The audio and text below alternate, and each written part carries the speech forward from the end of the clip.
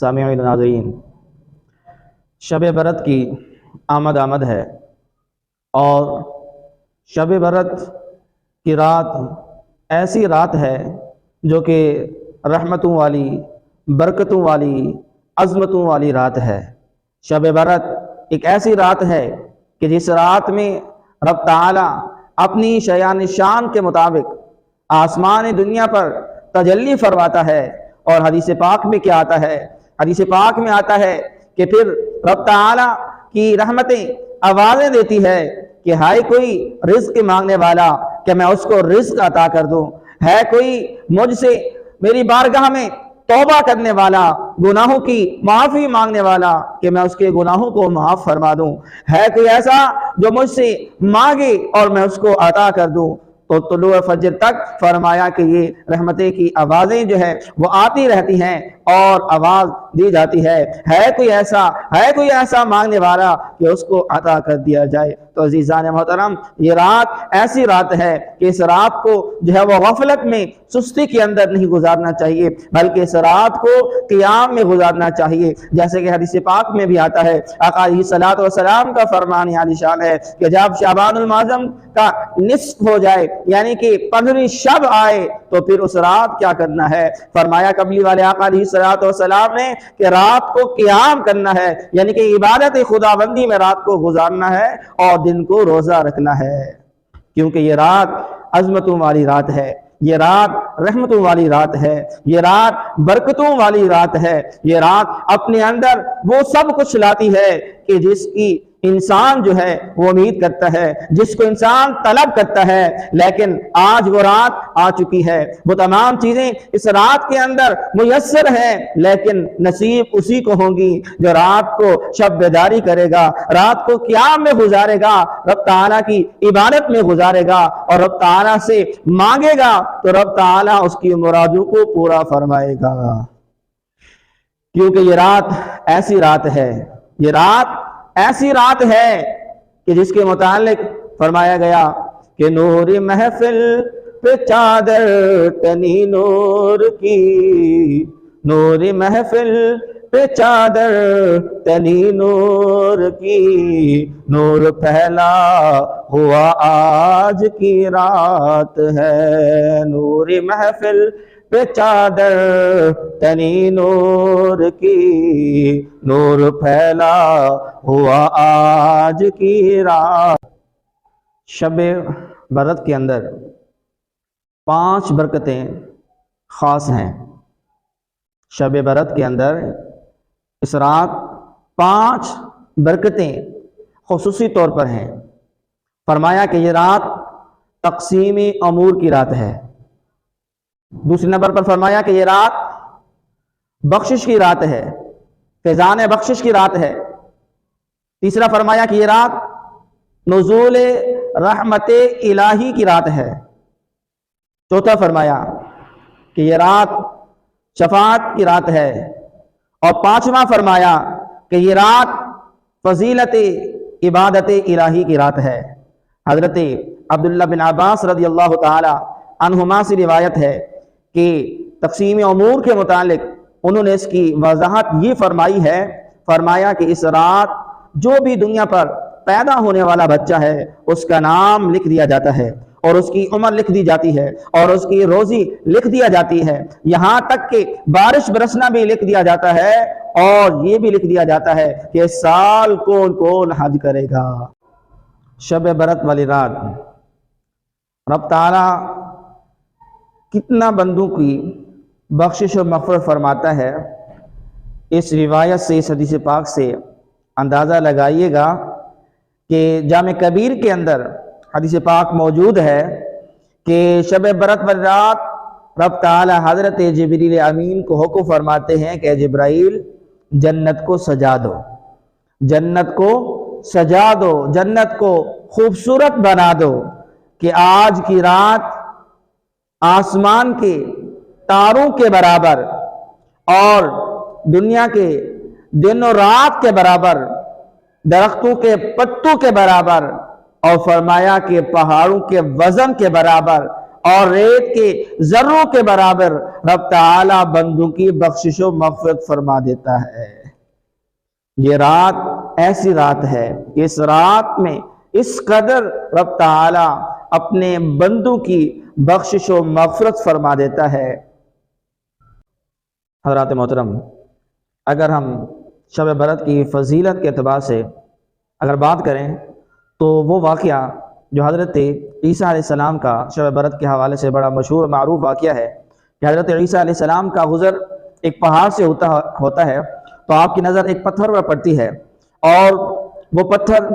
نور سے جگمگا رہا ہے کہ اس سے نور کی شعائیں جو ہے وہ نکل رہی ہیں اور وہ پتھر بڑا ہی خوبصورت اور جگمگا رہا ہے۔ تو حضرت عیسیٰ علیہ السلام اس پتھر کو دیکھ کر حیران رہ جاتے ہیں کہ یہ پتھر اتنا حسین، اتنا خوبصورت اور اس کے اندر اتنا نور ہے کہ اس کی نور کی شعائیں جو ہے وہ نکل رہی ہیں اور ارد گرد کو روشن اور منور کر رہی ہے۔ تو اتنے میں حضرت عیسیٰ علیہ السلام کی طرف وحی ہوتی ہے، رب فرماتا ہے اے عیسیٰ آپ اس پر تعجب کر رہے ہیں، اس پر حیران ہیں، اس پتھر کو دیکھ کر آپ حیران ہو رہے ہیں، بلکہ اس سے بڑی حیرانگی والی بات تو اس کے اندر ہے، اس کے اندر اس سے بڑی حیرانگی والی بات ہے۔ حضرت عیسیٰ علیہ السلام رب تعالیٰ کی بارگاہ میں عرض کرتے ہیں یا باری تعالیٰ جو اس کے اندر چیز ہے میں اس کو دیکھنا چاہتا ہوں۔ حضرت عیسیٰ علیہ السلام کی دعا پر رب تعالیٰ نے اس پتھر کے 2 ٹکڑے کر دیے۔ تو حضرت عیسیٰ علیہ السلام نے کیا دیکھا کہ دیکھتے ہیں کہ اس کے اندر ایک شخص ہے جو رب تعالیٰ کی عبادت کر رہا ہے اور اس کے داہنی طرف ایک انگور کا درخت ہے اور اس کے بائیں جانب ایک نہر ہے پتھر کے اندر۔ تو حضرت عیسیٰ علیہ السلام حیران ہو کر اس سے پوچھتے ہیں کہ تم کون ہو اور کب سے یہاں پر عبادت کر رہے ہو؟ تو وہ نوجوان، وہ شخص، وہ عبادت گزار جو پتھر کے اندر بیٹھ کر عبادت کر رہا ہے، وہ بتاتا ہے اے اللہ کے نبی میں حضرت موسیٰ علیہ السلام کا امتی ہوں اور مجھے یہاں پر 400 سال ہو گئے ہیں میں رب تعالیٰ کی عبادت کر رہا ہوں۔ جب مجھے بھوک لگتی ہے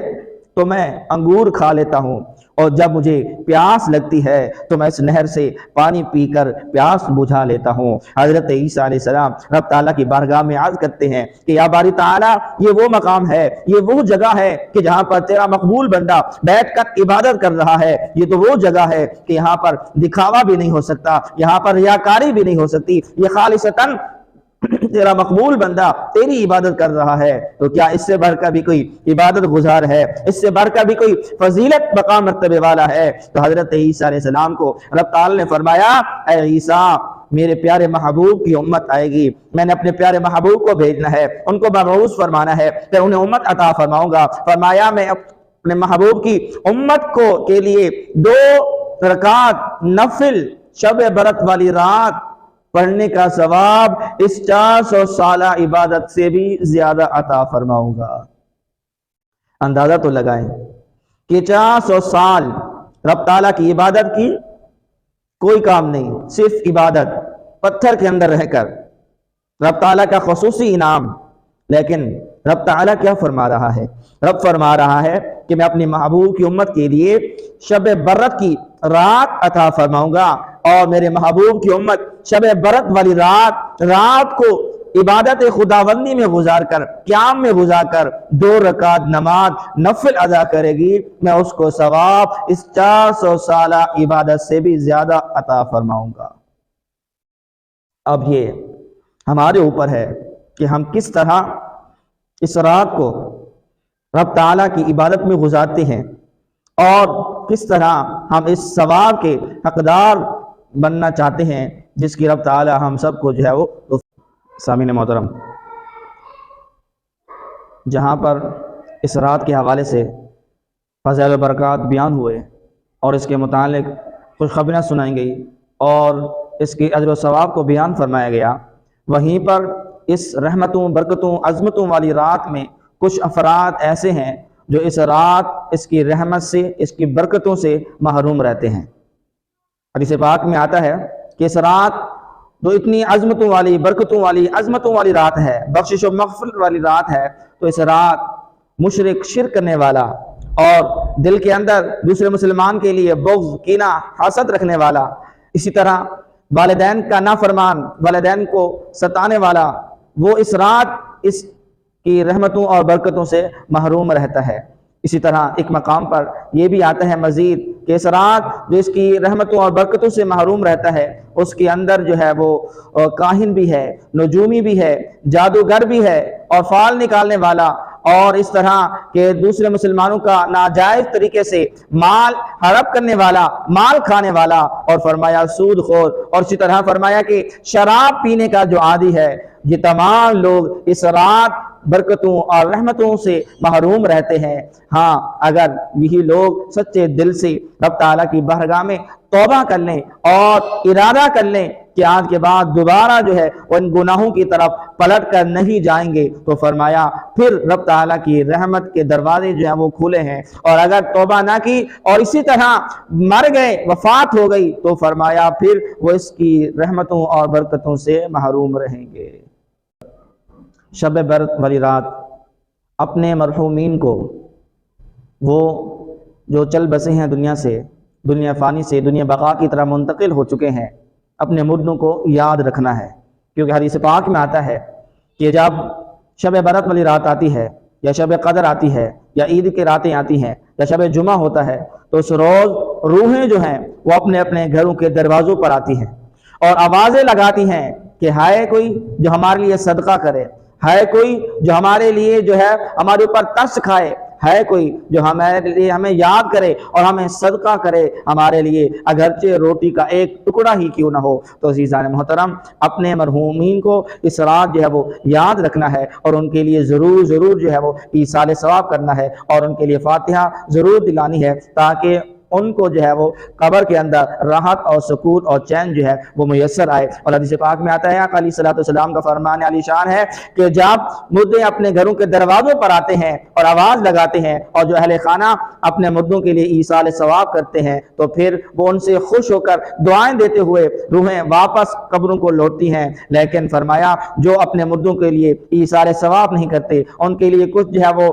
فاتحہ نہیں دلاتے، تو پھر وہ مردے جو ہے وہ اپنے گھر سے جب واپس پلٹتے ہیں تو پھر وہ مایوس ہو کر وہاں سے لوٹتے ہیں۔ اور شب برات والی رات قبرستان جانا، یہ بھی ہمارے پیارے آقا علیہ الصلوۃ والسلام کی سنتوں میں سے ثابت ہے۔ یہ حدیث پاک میں آتا ہے، حضرت ام المومنین حضرت عائشہ صدیقہ رضی اللہ تعالی عنہا آپ بیان فرماتی ہیں کہ ایک رات جب آقا علیہ الصلوۃ والسلام کو میں نے بستر پر نہ پایا،